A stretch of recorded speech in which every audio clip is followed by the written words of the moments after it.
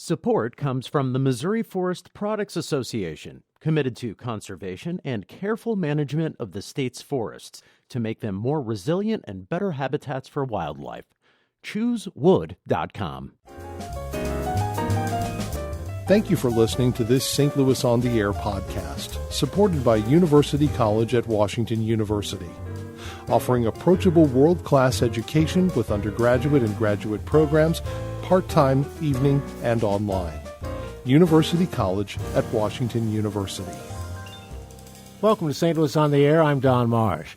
The much ballyhooed Starbucks anti-bias training has come and gone. It was ordered by company officials for tens of thousands of employees nationwide after an embarrassing incident in Philadelphia in which two black men were arrested in a Starbucks as they waited for a friend.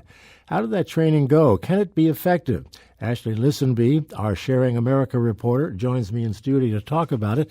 Ashley, you've talked to some folks who were involved in that training. What do they say? I have, Don. I spoke with a trainer who works locally at St. Louis Renewed, and I asked him if this could be effective long term, if a half-day training for a large company such as Starbucks could work. And he said, well, it could bring awareness. It may not be effective in the short term, but if people keep talking about it, it could be.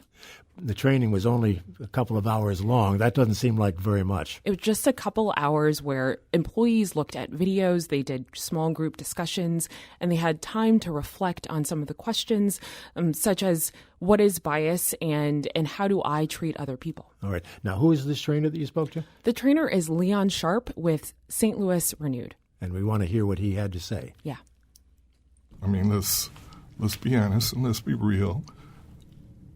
There can be some impact. I think for a short-term training like that, what one can hope for is that there is at least an awareness that unconscious bias exists, that it exists within me, and there are some biases that I harbor that I didn't realize I harbored.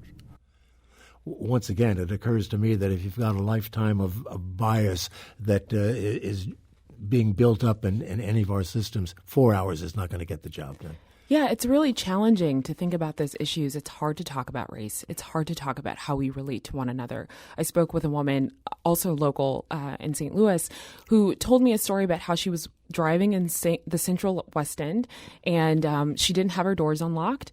And as soon as she saw a black gentleman crossing the street, she locked her doors.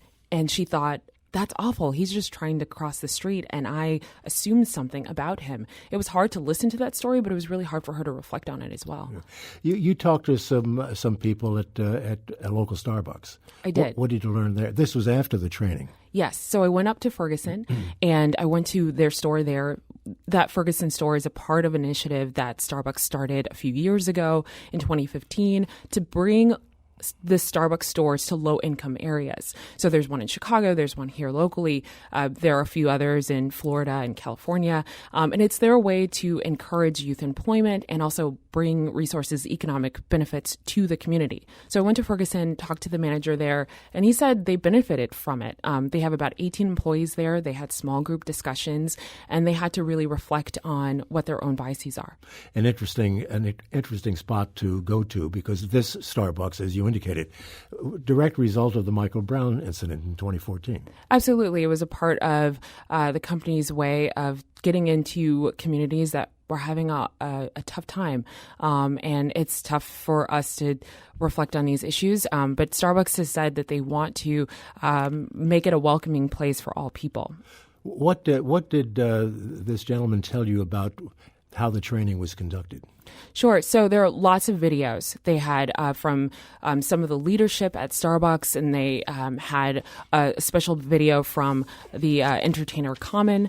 And then they broke out into small group sessions to ask each other questions about if they belong, if they feel like they belong, how are they treating other people, customers when they come in the store, with the effort to make sure that people are seen, respected, and uplifted. That's what the store really wants to drive home. Did you talk to any of the 18 employees? I have talked to an employee, not an employee at the Ferguson store, but that person that I talked to mentioned the store's marketing initiative. They and the change in policies going from colorblind to color brave, and kind of addressing these topics of bias, and making sure that everyone who comes into the store, whether they buy something or not, is considered a customer, even if that person is just going to the bathroom. A lot of people have raised the question, and this would call for an opinion on your part, if you have one, that this was a PR stunt by Starbucks, that, again, that amount of training isn't going to do very much. Sure. It appears that way. I could see how that could look to some people. Leon Sharp made an excellent point about businesses considering how bias affects the bottom line. At the end of the day, this is a business. They are wanting to make money. That's what their initiative is. But they also have to consider how customers are treated when they walk in the door and how that affects how much money they make at the end of the day. So possibly it could very well have been just a PR stunt, but it affects how their business runs. I wonder if there's anything out there that would indicate how the black community is responding to Starbucks and whether or not they'll stop going to Starbucks. I've heard it both ways. I've heard people say that it has hindered their desire to go to a Starbucks. And then I've also heard people say, yeah, I go there every day still. And they're people of color. And when I was at the Ferguson store, there was a father and his son, both black, who went into the Starbucks.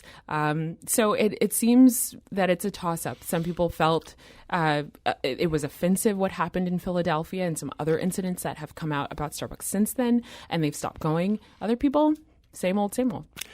But to be perfectly fair about all of this, Ashley, Starbucks isn't the only corporation or company out there that has this sort of a situation, a bias potential. It's not. I think it's less of a company issue. It's more of a human issue. Yeah. It's more of reflecting on it as a human being, whether you work for a company or you're just living your life. I think for a whole week we heard about incidents where people of color were being profiled just for being in public spaces. So I think we all have to consider what that actually means, not just this one company. Have you talked to anybody about that? I have. I talked to Leon about that. I really wanted to know, do these kind of trainings stop people from doing things like calling the police on people sleeping in a public space or grilling in a park, which are also incidents that happened this month? And he said, if we're going to be honest with ourselves, no, it's not. But if we keep asking this question, it could help us evolve. When this kind of happens to me, because my granny and my mom tell me about, okay, it's always harder for a black man, but I also was been in good situations when I've been dealing with white friends, you know. So it's kind of like dang, you know. Even though I am trying to go ahead, make everybody together. We're supposed to be together. I've been going to school and playing football with white friend people all the time, and like for that kind of happen to me. And I've been like out there with the guys I go to school out there, kind of. So it kind of like they make you look at everything different, and it's been on my mind like every day. So, Don, that was Makai Lee. He's a 19-year-old who is from St. Louis. He's a DeSmet Jesuit High School graduate, and he was racially profiled at the Nordstrom Rack in Brentwood earlier this month. And so I met with him at his home to talk about what happened. And he was humiliated by the incident and still struggling to get over it.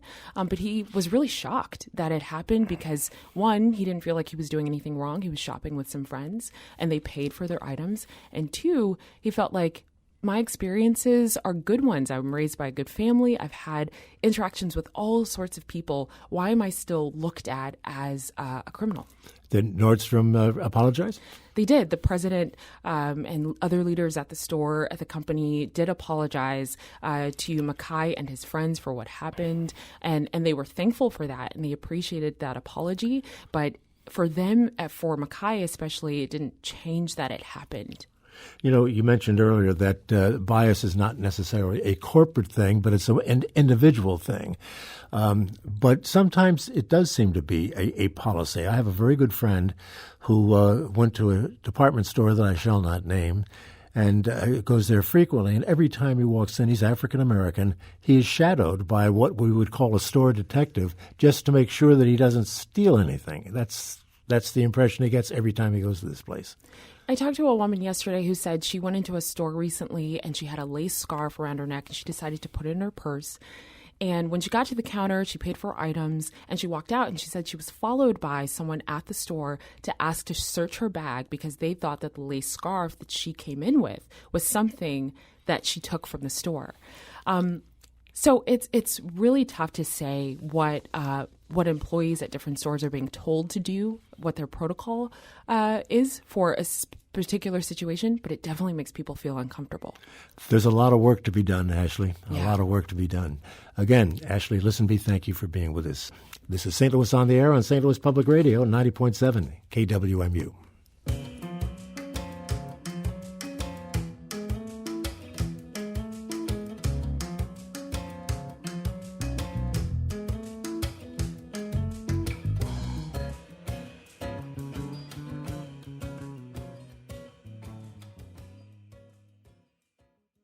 Support comes from the Missouri Forest Products Association, providing more than 41,000 jobs in the production of wood pallets, railroad ties, white oak barrels, hardwood floors, and more.